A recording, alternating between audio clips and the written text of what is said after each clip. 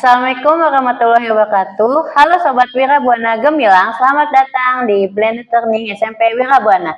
Perkenalkan, nama saya Indah Parawati, guru mata pelajaran prakarya kelas 7. Kali ini kita akan belajar tentang budidaya tanaman sayuran kelas 7. Adapun pengertian budidaya yaitu kegiatan menanam benih atau bibit dan memeliharanya untuk menghasilkan bagian tanaman yang dapat dipanen.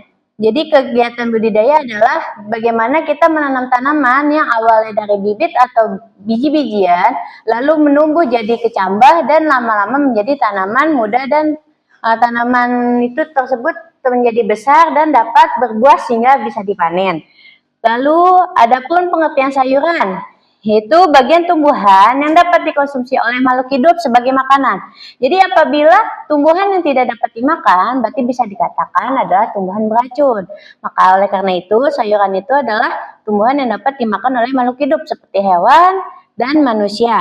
Ada beberapa sayuran yang dapat dimakan langsung, seperti wortel, tomat, tetapi ada beberapa yang harus dimasak terlebih dahulu untuk meningkatkan kandungan gizi dan rasanya. Adapun manfaat budidaya sayuran dapat meningkatkan ketahanan pangan dan mendorong masyarakat untuk mengonsumsi makanan sehat. Selain itu, juga dapat membuat lingkungan menjadi lebih sejuk, indah, dan sehat. Jadi sayuran itu mempunyai banyak manfaat.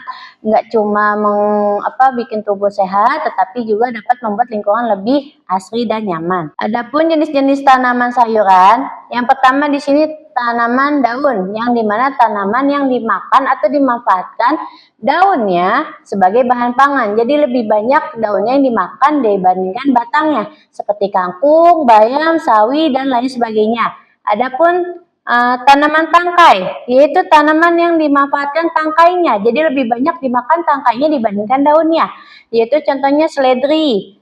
Terus umbi, di sini umbi adalah tanaman yang dimanfaatkan umbinya sebagai bahan pangan. Umbi ini biasanya mengandung karbohidrat sehingga dapat menjadi bahan pengganti nasi. Jadi lebih cepat kenyang dibandingkan sayuran lainnya.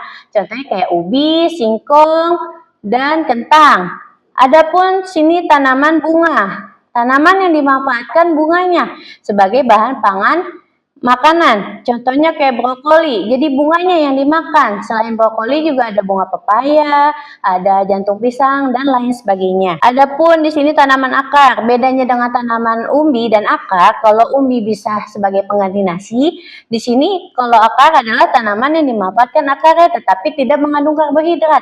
Contohnya seperti wortel, bawang merah, bawang putih, dan lain sebagainya. Adapun di sini tanaman biji-bijian, yang dimana tanaman yang dimanfaatkan biji-bijiannya. Jadi nggak cuma bisa ditanam, ketika sudah dipanen dia tetap berbentuk biji-bijian seperti kacang tanah, kacang kedelai, kacang panjang, dan lain sebagainya.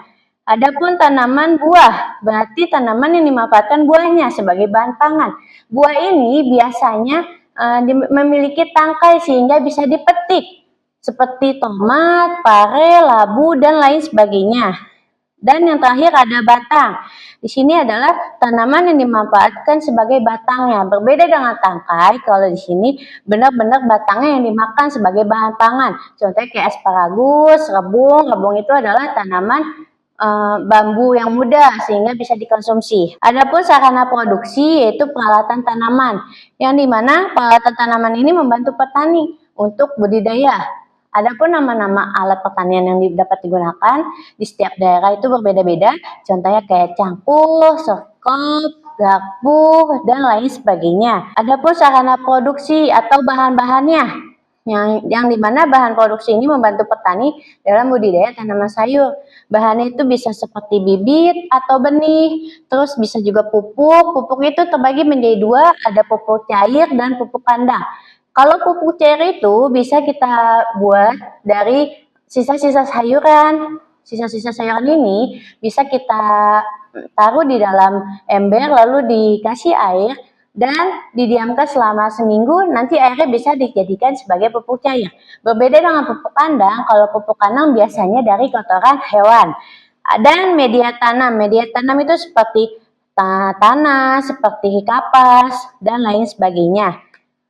Adapun tahapan-tahapan budidaya tanaman sayur, Yang pertama pembibitan. Pembibitan adalah persiapan bahan tanaman melalui penanaman biji atau bagian vegetatif tanaman untuk mendapatkan bibit atau tanaman muda. Jadi pembibitan ini adalah biji-bijian yang benar-benar utuh, tidak dari tanaman pencakokan, tidak seperti batang yang kita tanam, itu enggak, ini benar-benar dari biji-bijian.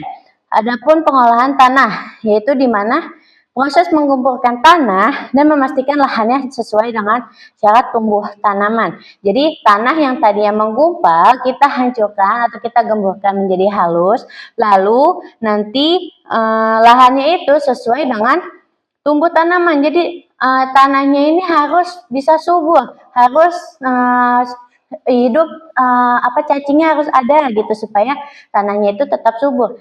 Kalau misalkan tanahnya kering, tandus, itu tidak bisa ditanamkan sebagai tanaman sayur. Ada lagi penanaman sayuran, yang dimana adalah proses menanam bibit atau benih ke dalam media yang sudah ada. Jadi proses dimana kita menanam, yang pertama kita kan menyiapkan potnya, lalu kita taruh tanahnya, lalu taruh bibitnya, pupuk, lalu bisa disiram. Siram itu bisa 2 kali sehari. Terus adapun pemeliharaan tanaman, proses perlakuan terhadap tanaman dan lingkungannya agar tanaman tumbuh sehat dan normal. Jadi kita pemeliharaan tanaman itu pemantauan tanaman. Apabila tanamannya itu tumbuh, kita bakal terus rawat. Tetapi apabila tanamannya mati atau membusuk, maka kita harus segera cepat mengganti tanaman baru supaya pertumbuhannya itu bisa dikejar secara normal. Ada lagi pemanenan tanaman adalah proses memetik hasil tanaman yang telah matang dari bagian tanaman dan dapat dikonsumsi. Jadi ketika buahnya berbuah, udah lebat, udah matang, maka kita memetik buah itu dan pemetikan itu disebut dengan pemanenan. Berbeda dengan pasca panen adalah kegiatan hasil tanaman pertanian. Setelah pemanenan itu dapat dilakukan pembersihan, terus dipilih mana buah yang bersih, mana buah yang busuk, mana buah yang bagus, lalu disimpan, dikemas, sehingga sebelum misalkan buah tersebut dijual, maka kita harus perhatikan dulu buah ini layak atau tidak untuk dijual. Itu saja yang bisa Ibu sampaikan, semoga materinya bermanfaat. Wassalamualaikum warahmatullahi wabarakatuh.